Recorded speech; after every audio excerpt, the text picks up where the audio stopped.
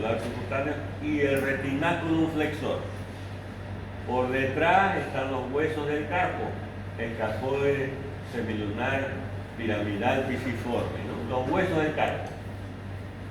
Por fuera está el escafoide por arriba y el trapecio por abajo, y por dentro el hueso pisiforme por arriba y el hueso ganchoso por abajo. Ese es el túnel del carpo. ¿Qué pasa por el túnel del carpo? Los 4 tendones del flexor superficial, los 4 tendones del flexor profundo, el flexor del dedo pulgar y el nervio mediano. Muchas veces, personas que trabajan en los supermercados, por ejemplo, ¿no? Que todo el tiempo están en la computadora, ¿no? En el teclado. Llega un momento en que puede darle síndrome del túnel del carpo. Se comprime este nervio. El nervio mediano, pues constante movimiento de los dedos, comprime el nervio mediano ahí, genera un proceso inflamatorio y un hormigueo de los dedos. Ese es el túnel del carpo, síndrome del túnel del carpo. Generalmente, miren, este es el retinaculum, es la parte anterior, ¿ven? La parte anterior, aquí está. Por ahí, por ese túnel, ¿quién pasa? Todas estas 10 estructuras, ¿no? Entonces, ¿qué creen que hay que hacer esto? Hacer un corte aquí, ¿no? Para liberar el túnel del carpo y no haya compresión. La región lateral del antebrazo. ¿Qué hay en la región lateral del antebrazo? En esta región lateral está el húmero. Aquí está el supinador largo. Se origina en el tercio inferior del húmero, desciende y termina en la base de la apófisis estiloide del radio. Este es el supinador corto, que tiene un fascículo epicondilio y un fascículo cubital. Entre esos dos fascículos pasa el nervio radial, la rama motora. Eso se llama arcada de Froxe. Termina en el radio del supinador corto. Y los radiales, primer radial externo o extensor radial corto y largo en el carpo, se originan también en el epicóndilo y termina el primer radial en la base del segundo metacarpiano y el segundo radial en la base del tercer metacarpiano. Ya en la región posterior del antebrazo hay un plano superficial y un plano profundo. El plano superficial está formado por el extensor común, extensor del meñique, anconio y cubital posterior. El extensor común se origina en el epicóndilo. A nivel de la muñeca se divide en 4 tendones destinados a los 4 últimos dedos. Va a extender los 4 últimos dedos. Extensor del meñique, también en el epicóndilo, y termina su tendón en la base, termina el tendón en la falange distal del dedo meñique. El músculo anconio, este de aquí, o extensor corto del antebrazo, se origina en el epicóndilo y termina en el cúbito. Y el extensor ulnar del carpo o cubital posterior se origina también en el epicóndilo y termina en la base del quinto metacarpiano. Los músculos del plano profundo de la región posterior del antebrazo, que hay 8 músculos, ¿no? El abductor largo, extensor corto, extensor largo y el extensor del índice.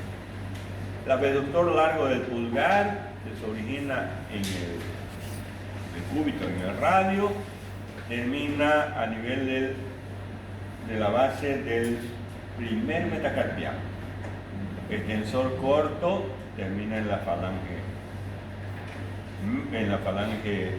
también el primer metacarpiano. en la falange proximal, perdón. El extensor largo del dedo pulgar termina en la falange distal y el extensor del índice que termina en la falange distal del dedo índice. Todos esos músculos, abductor va a abducir el dedo pulgar, llevar hacia afuera. Extensión del dedo pulgar, son los músculos extensores. Y el extensor del índice va a extender el dedo índice. ¿Cierto? Y aquí se forma la tabaquera anatómica. Esta región de aquí se llama tabaquera anatómica. ¿Quién forma la tabaquera? Miren, si nosotros levantamos el dedo pulgar, aquí se forma una excavación aquí, ¿no? Él se llama tabaquera anatómica. La parte lateral está formada por el extensor largo y el extensor corto, y la parte medial por el extensor largo. ¿Quién pasa por ahí? La arteria radial. Y en la mano finalmente, abductor corto, flexor corto, oponente y aductor, todos esos están en la región tenar y terminan en el dedo pulgar. Y hace todos esos movimientos de aducción, de flexión, oponencia y aducción. Y la región hipotenar, o región palmar colateral, palmar media, está el aductor del dedo meñique, flexor del meñique y el oponente del meñique, todos terminan en el dedo meñique. Región tenar termina en el primer dedo, región hipotenar en el quinto dedo, los músculos. Y la región palmar media están los músculos lumbricales, que de afuera hacia adentro son primer lumbrical, segundo lumbrical, tercer lumbrical y cuarto lumbrical. Todos se originan de los tendones flexores y terminan en los tendones extensores a nivel de la articulación metacarpofalángica. El primero y el segundo lumbrical están inervados por el mediano y el tercero y cuarto, los dos internos, están inervados por el cubital. Van a flexionar la articulación metacarpofalángica. Eso hacen los músculos lumbricales. Se llaman así porque parecen unas lombrices. Y los músculos interóseos. Tenemos los interóseos palmares y los interóseos dorsales.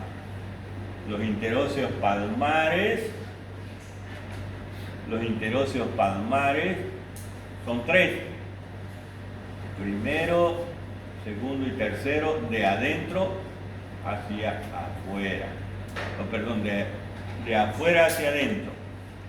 Este es el dedo pulgar. Aquí.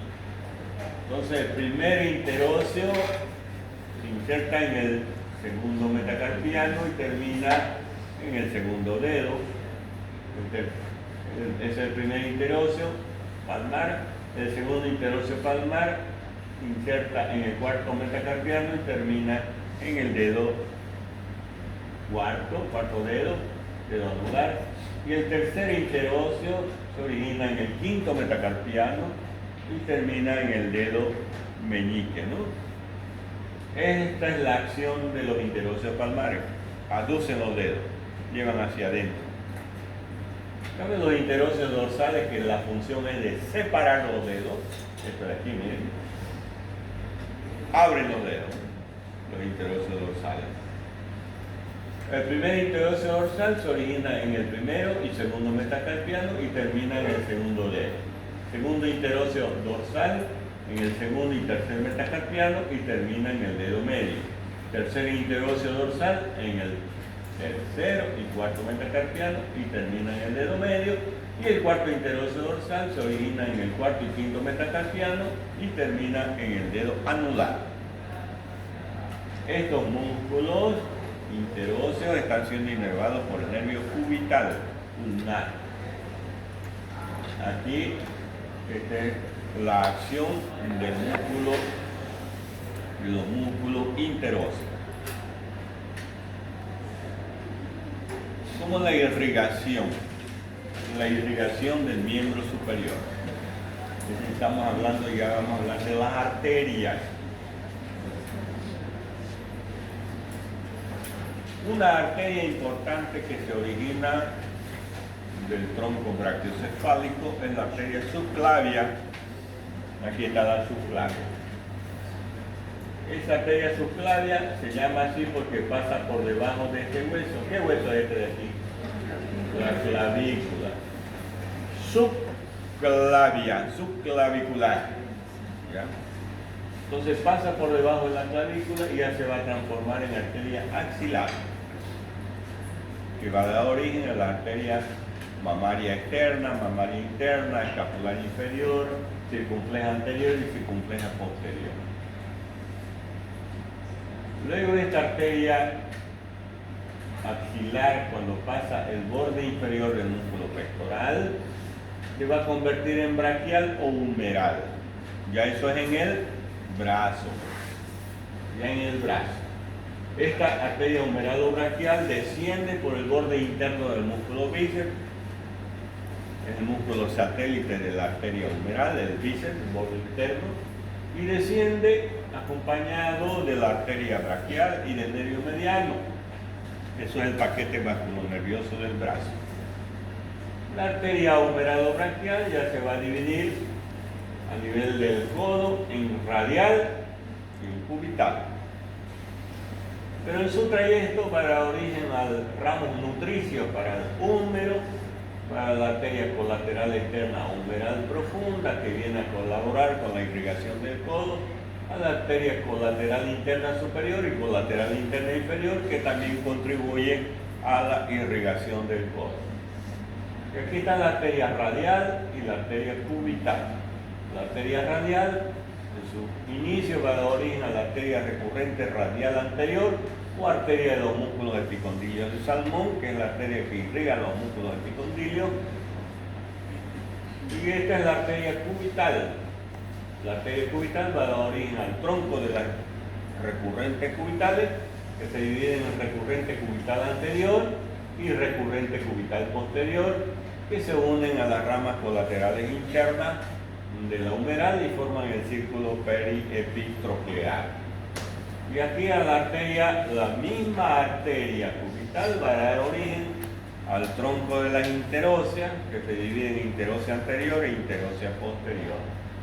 La interósea posterior va a dar origen a una arteria, la recurrente radial posterior, que se une con las ramas de la colateral externa que proviene de la humeral y la recurrente radial anterior para formar el círculo periepicondilio.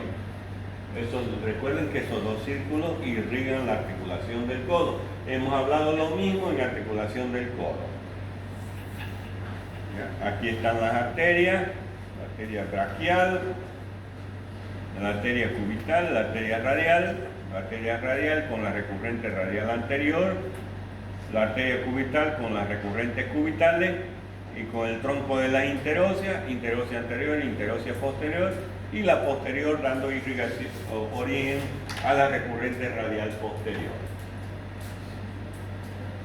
Las arterias radial y cubital que irrigan los músculos del antebrazo se dividen a nivel de la mano para formar los arcos palmares.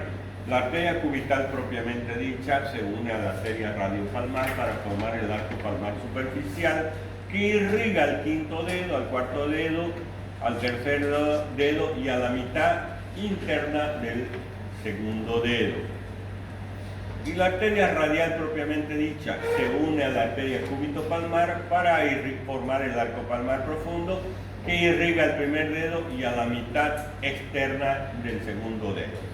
Entonces, los arcos palmares se encargan de irrigar a los dedos, ¿no? Recordemos que la arteria radial pasa por un túnel aquí, se llama túnel. Primero forma parte del canal del carpo, o canal del pulso, perdón, canal del pulso. El canal del pulso, que está formado por el supinador largo y por el palmar mayor.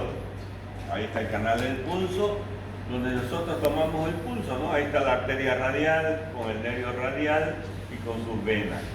Ahí nos tomamos el pulso, el canal del pulso, y luego se introduce a la tabaquera anatómica. Ahí en la tabaquera va a dar origen a varias ramas, la arteria dorsal del carpo, dorsal del pulgar,